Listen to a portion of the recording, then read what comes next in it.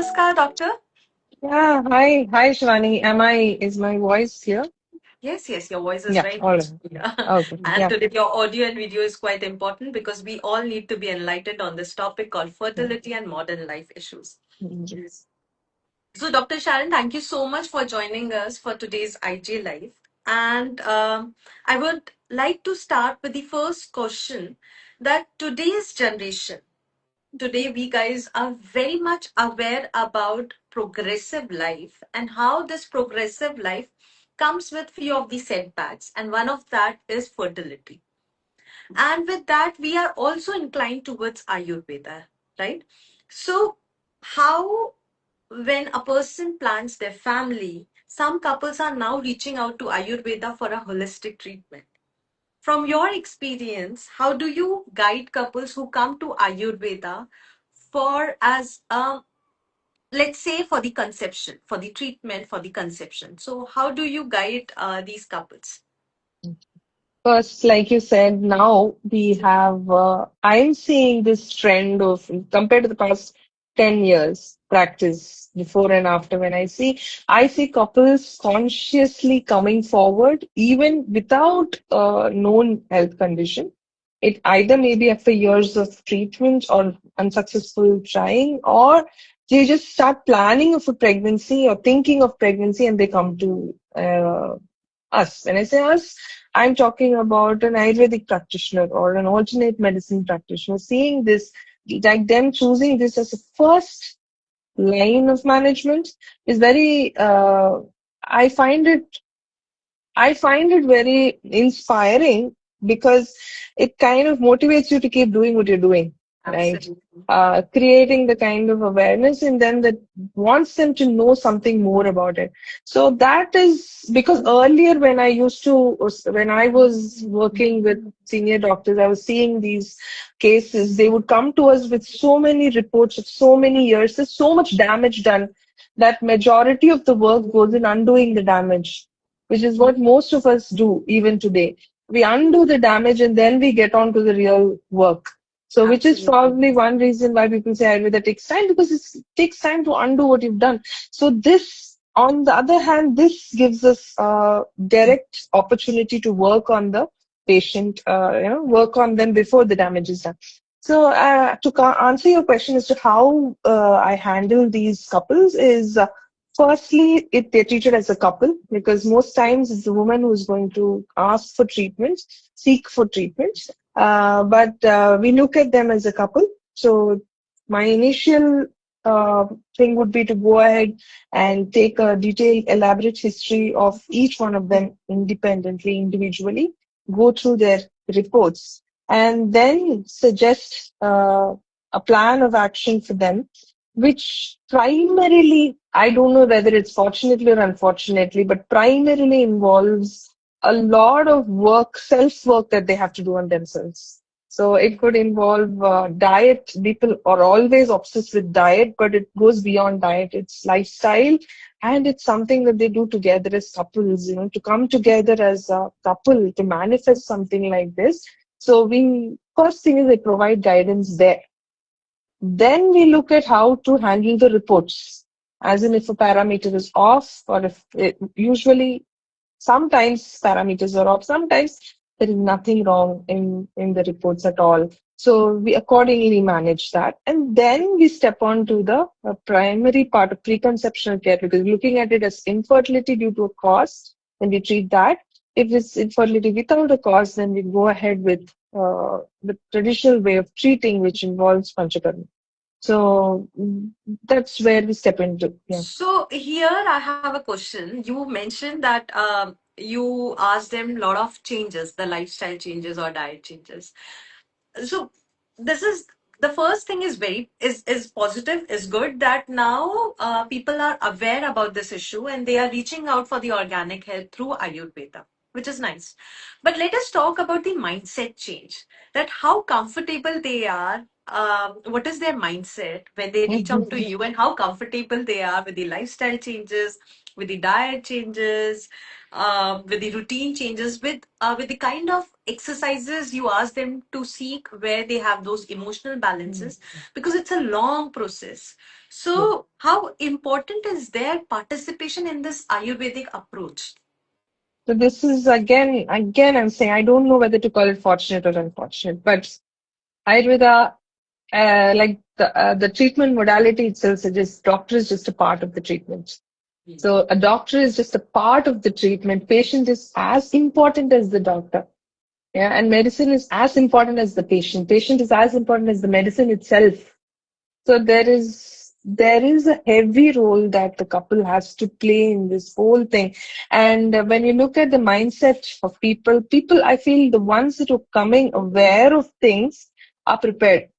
Mhm. People who are coming are prepared. And the other segment is the people who've gone through a lot. They are very well prepared. They just want to, feel right in the body and mind and as a couple together. So they are prepared. The ones that are not prepared are the ones who are trying to, see what else can be done. And that is probably, I would say, like 1 in 10 patients, maybe, who have that mentality. And there's nothing we can do to help them, unfortunately, because even if I somehow subject them to a successful protocol, like a protocol which has been successful in some cases, if they are not ready to do the work, then the success rate is going to be very low. So otherwise, I feel they're very aware, and they keep asking, what more can we do? Though it's a very tough journey, I still feel they're very prepared.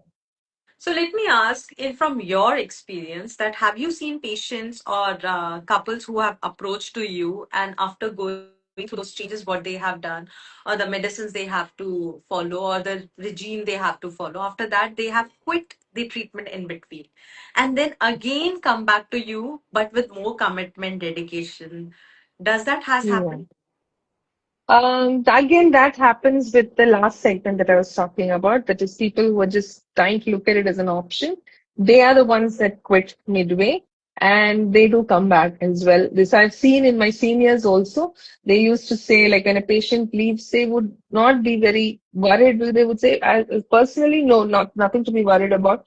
Worried about them for sure, because there's a lot of work to be done. But they would come back, and I've seen patients coming back. But the other two segments, people who have known what goes on, they generally don't quit. They are not the quitters. So, yeah, And I also assume that I'm sure 90% of the people are not the quitters, because they come with that understanding that they are planning a life now. And now yeah, the couples are more aware about it, and that's why they seek Ayurvedic approach. yeah, yeah. So, moving ahead to my next question, Doctor, I would like to share a scenario based question now here. That suppose there are two women. The first woman, she is very much aware about her issues, like could be PCOD, hormonal imbalance, endometriosis, and then she seeks Ayurveda for for conceptional planning, I'll say. While there is a second scenario where another female who is in her late 40s, or sorry, early 40s or late 30s, uh, planning pregnancy late, maybe have a history of repeated miscarriages, coming to Ayurveda for the treatment, seeking that treatment, and a lot of fear, stress, and emotional pressure. How does Ayurveda approach to both the women? So, here, if you look at it, one that you said, they come with the terminology of having an issue, and they know the name of the disease. They know how it's been bothering them. So, there, I try to look at the presenting condition of the patient. Sometimes there is an overlap of conditions. Sometimes there is a misunderstanding of the condition, like a misrepresentation of the condition itself. And sometimes it's overdiagnosed, as in the intensity and severity of the condition is sometimes exaggerated to a point where the patient believes that coming back from there may not be possible. So, in such cases, what we do is I try to figure out from my perspective what I see in the patient, and then try to come up with a plan of action first to address what this primarily suffering from. As in, it is never about, people who are practicing like me would understand, it's never about removing the PCOS from the scan report. That is not the idea. That's how most patients come to us. But that's not the idea, because it's a subfertile condition. You can conceive even with PCOS. You can conceive even with endometriosis. So the goal is not to remove the condition from the presenting, from word format, like written there in front of you, like in a documentation, but to make the patient feel a bit more comfortable with their condition, as in to remove the presenting symptoms and the symptoms which can interfere with conception. So that will be the primary goal. And then the secondary goal will be to improve fertility. So that is how it is told also in this Ayurvedic text that we have. First, address the quality of the gametes that are participating in conception, as in correct the quality of the Atava and the Shukra. Correct the quality of the woman that's participating in holding the conceptus. Correct all of that. Then come to a point where you are making it a nicer place for the embryo to grow. So the first goal is to remove dushti, as in remove any abnormalities, and the second one would be to address the problem itself. So this is how we would approach it. But when it comes to age-related issues where etiology is unclear, we don't know what is the presenting issue. In these places, again, we don't know the cause. So there is elaborate history taking that goes into identifying the cause. And then if there's still no cause, then we go ahead with treating and equipping the woman to be completely whole and complete in herself. And then going ahead with conception, because over time, there is a possibility that she will allow conception to happen naturally within her. That's beautiful. So, in your experience, have you seen patients coming with repeated miscarriages and then having Yes. conceiving naturally with Ayurveda? Yes, we have seen that. I've seen it since a very long time. I've seen it while I was a student. I've seen it while I was senior resident. I'm seeing it now also. I'm seeing it happening with my colleagues as well. I think it's mostly about a bad obstetric history where there is recurrent miscarriages. Mostly happens because of some intrinsic factors, because the conception is taking place but doesn't stand the test of time. It happens because of chromosomal defects. It happens because of structural defects. It happens because of environmental defects within. So if we start correcting these issues, then we definitely see that there is an improvement in the outcome. That's so beautiful. That's so beautiful. It's just that we have to trust the system, trust the treatment, Yes, and be patient yes, to it. But yeah. let us switch this question from female fertility, female reproductive health, and let's talk about male fertility. So, doctor, it's whenever we talk about fertility, the first thing is observed as female reproductive health.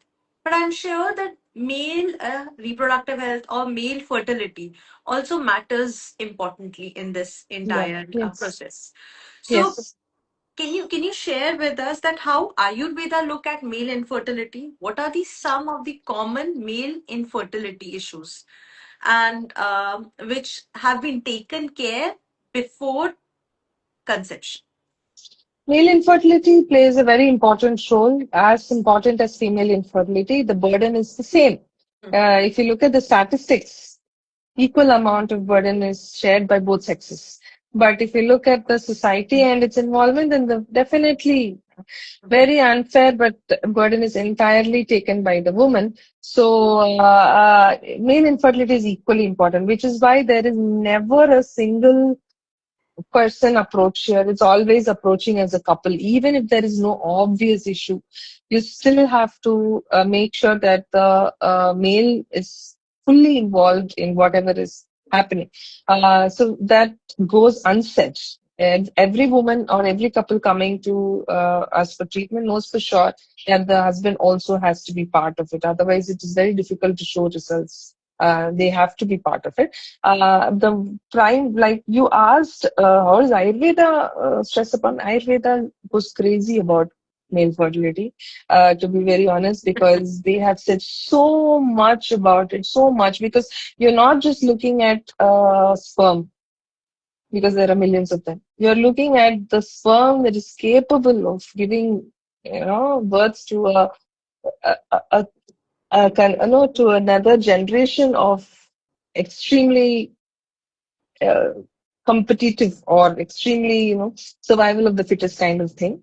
That's how nature evolves, right? So that is the kind of sperm we're looking at participation. That's the kind of sperms we're looking at. So there, I was crazy about all of it. So there's never a space where we are not looking at the male element at conception.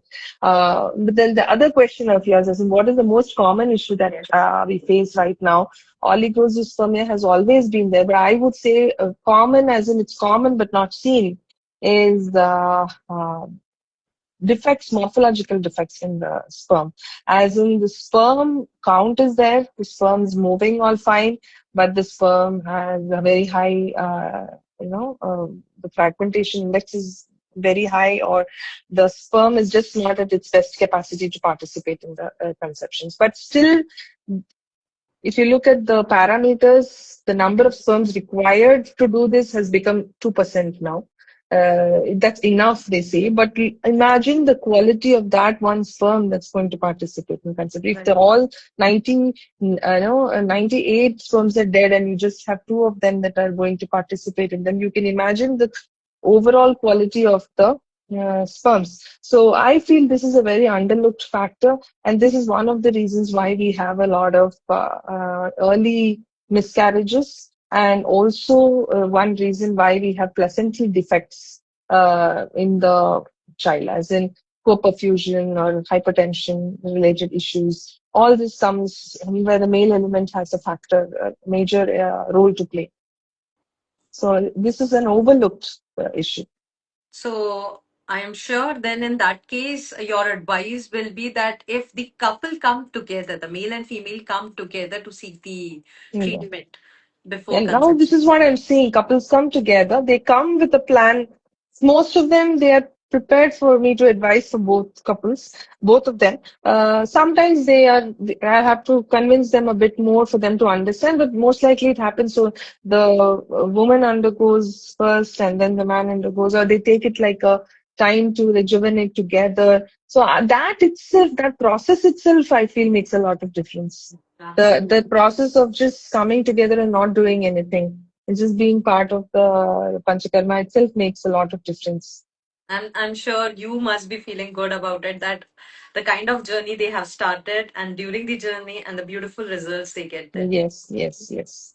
That is So something that I find it difficult to be proud of sometimes, because as I do discuss this with my colleagues occasionally, that the work that we do in infertility, if you look at it, no matter how much you do, the mystery factor around it, that is the unseen factor around infertility, is so much that no amount of work you do seems enough. So even if there is a result on the other end, you still feel that, okay, something happened from above. So that is there. So but I do feel very excited to see that it's not that they conceived. It's that they conceived with relief. They conceived with a space, in a space of, in a healthy space. And the concept is that's going to come is also in a healthy space. And probably that life is going to be benefited from all of this. That's what makes me happy. how beautiful, how beautiful. Uh, I promise you that I'll keep this conversation short and brief. So, my last question for this evening, Doctor, fertility was never in this human civilization. It is modern life, progressive modern life issue because of the late night waking hours, erratic eating habits, screen exposure, stressful life, stressful lifestyle. So, and in Ayurveda is an ancient system. So, this is the popular question that is asked, that how much this ancient system holds relevance in today's modern life challenge like fertility. Yeah. See, one thing, if I say, it may sound very cliched, but Ayurveda says that we are the signs of eternity for eternity. Because why it says that is the principles laid down there are not applicable to any one particular generation, but it's applicable to every generation. So if they say that they've mentioned that staying up at night is going to increase your vata. So whether you stay up at night watching the phone, or whether you stay up at night counting the stars, I think staying up at night is going to do that to you. So the principles laid there are very applicable to any generation. And it's not because they said it. When you look at it, it is applicable. It's the same thing in different formats. So the concept is the same. Either you um, use too much of your senses, like you see too much, you hear too much, you taste too much, either you do too much of it or you're doing too less of it. You're not using any one particular sense enough, like in the sense you're not doing it properly, or mithya yogam, you're not doing it the right way.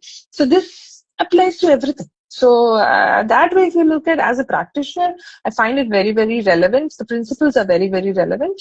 Medicines also are relevant, but I don't think that's the topic of discussion now. But whatever is said right now is relevant, and fertility has been a problem. Earlier also, it has been a problem. It's just that we understand it differently now. That's the only difference. I absolutely agree. And I also, while starting this program in my introduction itself, I mentioned that while I was doing the research on this topic, I came to this realization that fertility is not limited to only one lifestyle, one section of the society, or one kind of country, one kind of people. It is a global problem. It is a global challenge, and it has been affecting people, couples from both high income and low income countries. So, yes, and you said it, you summed it up right, that Ayurveda is a timeless wisdom, Mm. timeless medicine that is treating patient since so many centuries. So,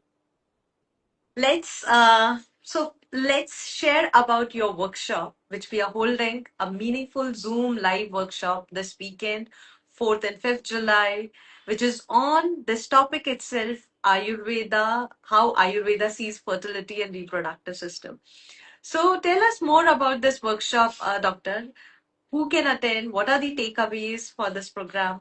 So the takeaways from this program, as of course, as you know, Shivani, is about this confusion that people have as to what is there on the. See, one is either most of them don't have an idea what is there on the other side, which is why we do all these awareness sessions. And the other one, they know something is there, but they don't know what's there. So it will give you definitely clarity on what Ayurveda can offer in this fertility journey, and also how you can use this information. Practical takeaways, as in theory is one, but otherwise what you could do to actually improve fertility, because there's so much on the web. How much will you read? Like everything is good, everything is bad. So it will give you a little bit more clarity about what you can do. I would recommend there's a self-application for patients who people who are looking at learning more about fertility.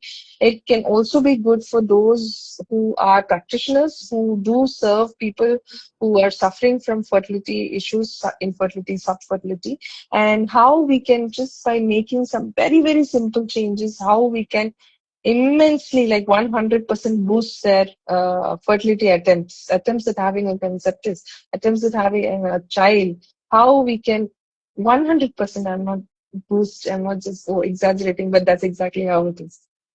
That's So exactly we by correcting sleep, we help conception. By correcting acidity, chronic acidity issues, we have helped with conception. By correcting the simple fact that the relationship between the man and the woman, by just counseling them about the right methods of having sex, has helped in conception. These are simple things that, but mostly overlooked because people don't know about it. So there will be takeaways. So, yeah. so friends, I will say that there's a lot on ChatGPT, but Ayurveda always says that it is an individualized treatment.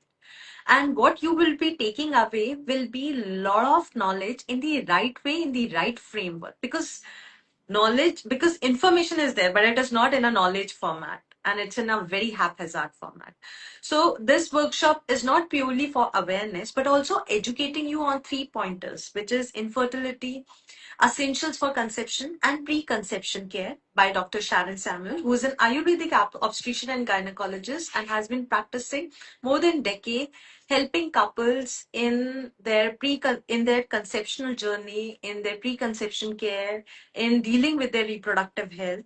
So, I would advise, if you are a health and lifestyle coach, and if you are seeking some assistance and knowledge for yourself, you should attend this workshop. This workshop is on 4th and 5th of July, coming weekend, Saturday, Sunday, 7 to 8:15 p.m. India timings, and it will be live on Zoom.